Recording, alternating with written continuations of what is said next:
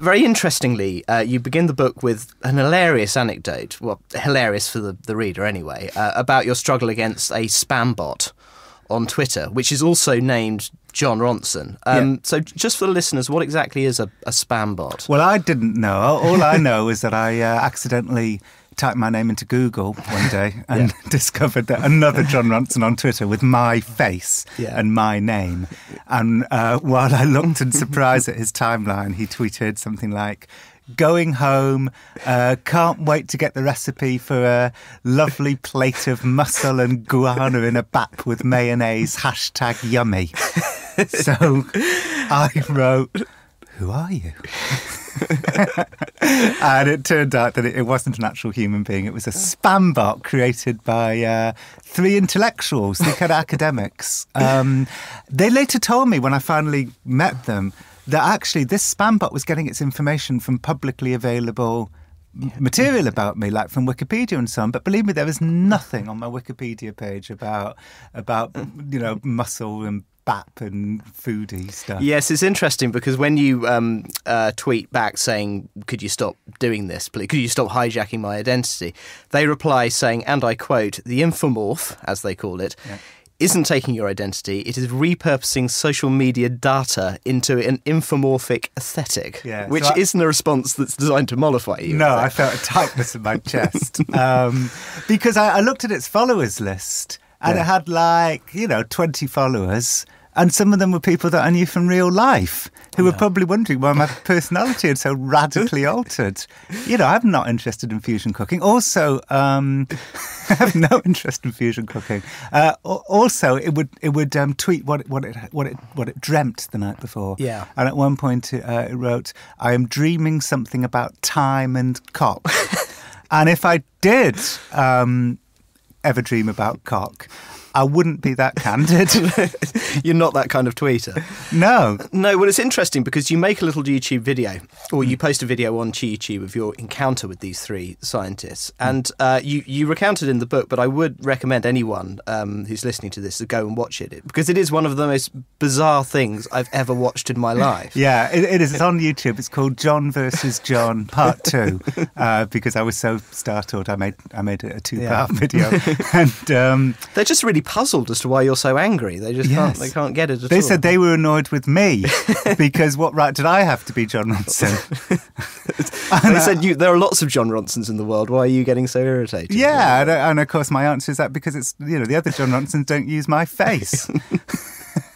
And he said something actually which I thought was, in retrospect, really interesting. At the time, it just flew by in the sort of in the sort of tsunami of weirdness that was going on that day. He said, "The internet is not the real world." Yes. And this was about 2.5 years ago that this adventure started. And I think back then that was the view to many people. The internet is not the real world.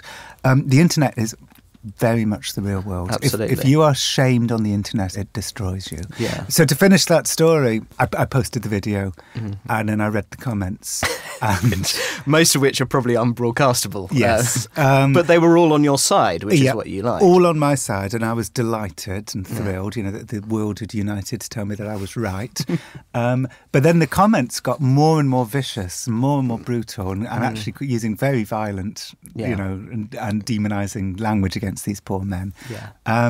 And I just thought that was so interesting. Why was I getting so much pleasure from the kind of destruction of these 3 people? And also, why did their destruction get so vicious so fast? Yes. And I think that was the starting point of the book. And it's all about the idea about when shaming or righteous shaming, which obviously can feel very good when you're dishing it out, and you use other examples where you have dished it out yourself, takes on a sort of a life of its own. It goes viral, everyone piles in on itself, and you do actually relate in the book stories of where that's happened and it's actually led to someone losing their job or having their lives destroyed. Well, worse than losing their job, actually. I mean, people lose their sense of self.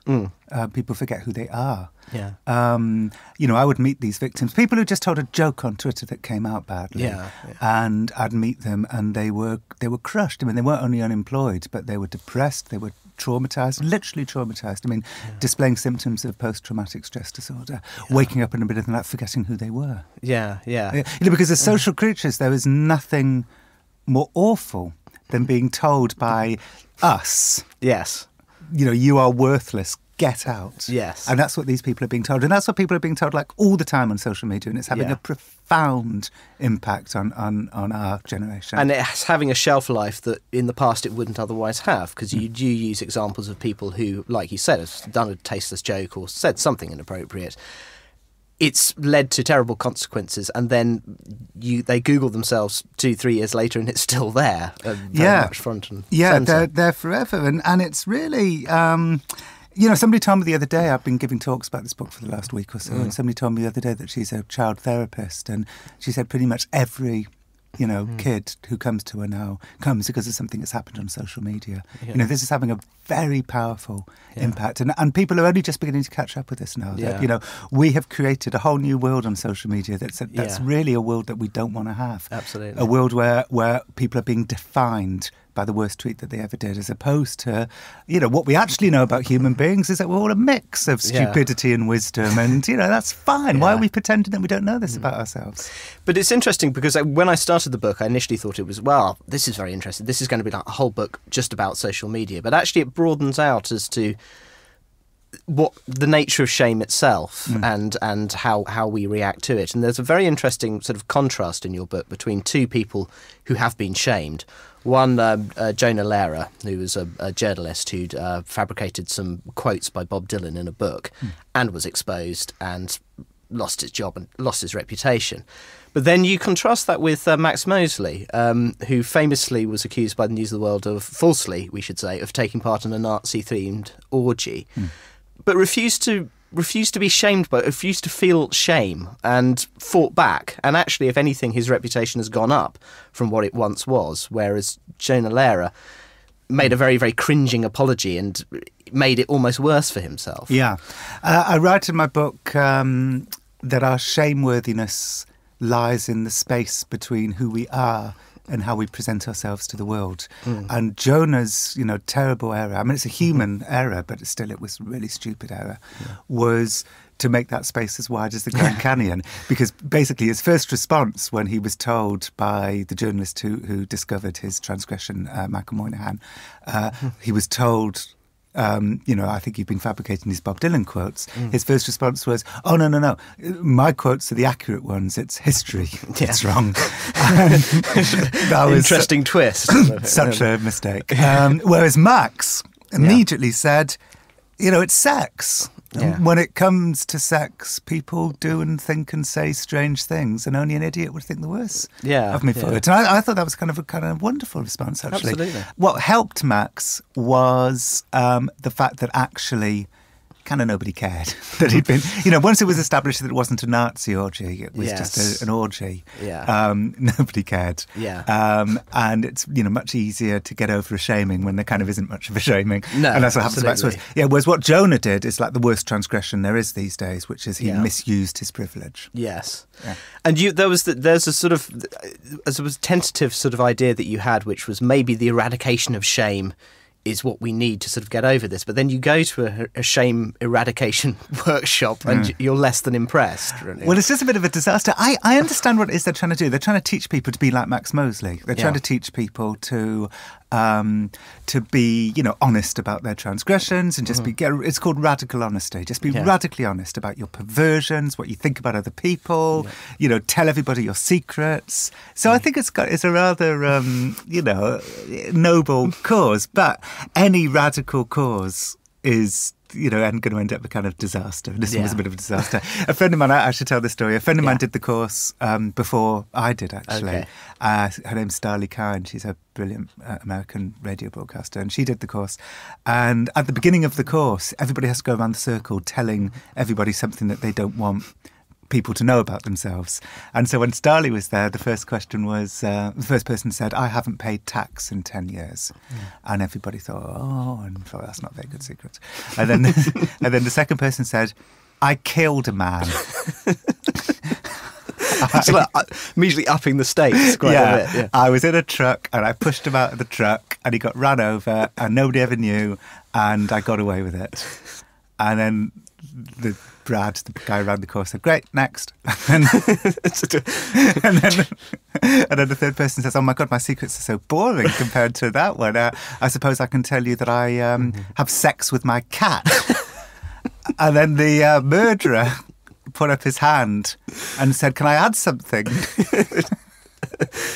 He said, "I also have sex with my cat." So it became a kind of one-upmanship. It's interesting because that section of the book and plenty of others, I laughed an awful lot throughout. The book is very funny, but I think what's very interesting about this book, and actually everything that you do, is that you're taking on a sort of tonal journey as well as anything else. I mean, you're laughing a lot initially, but you get to sort of points of the book where you have shaming stories that have led to suicide, have led to sort of terrible crackdowns that you mentioned before. Is it difficult to sort of balance that sort of very fine line between what's very funny and what's appalling and terrifying? Quite honestly, I think I'm so aware of the potential pitfalls of that that I don't believe, I mean, I've been doing this for like 30 years now, I don't believe I've ever got that tonal balance wrong. I think I know when to make something funny and I know when to stop. And it seems to happen. I mean, I don't do this deliberately. It's not like my template, but pretty much everything I write starts funny and then gets really dark by the end. Are you enticed by the humour of a situation initially and then sort of you're dragged into a longer journey, I suppose? You know, it's not so much that. To be totally honest, this is what it is. It's the fact that I feel I'm about to self-diagnose myself. I mean, believe me, I've done that with a lot of different mental disorders, and some of them are true, like generalised anxiety disorder. But I also have always thought I'm a bit ADD-ish. I've always felt that I've got, you know, a very short attention span, and I'm very nervous about the reader getting bored by what I write, and I really want my books to be page turners, because I lose interest really easily, so I want to make sure that my readers don't. And everybody says, I mean, my books always take like about 3 years to write and people can read them in like a day or two, and that's always been the way, and I think that's always going to be the way, and I think that's why I do it. That's why I'm funny at the beginning. I want to get people's attention. And I always take words out. You know, one of the reasons why my books take so long to write is that I go over and over and over again, cutting out any superfluous words. Yeah. So it's more to do with the fact that I just want to keep people engaged. Yeah, well, it certainly succeeds in that respect, Jon. Thank you very much for joining us. Thanks. Cheers.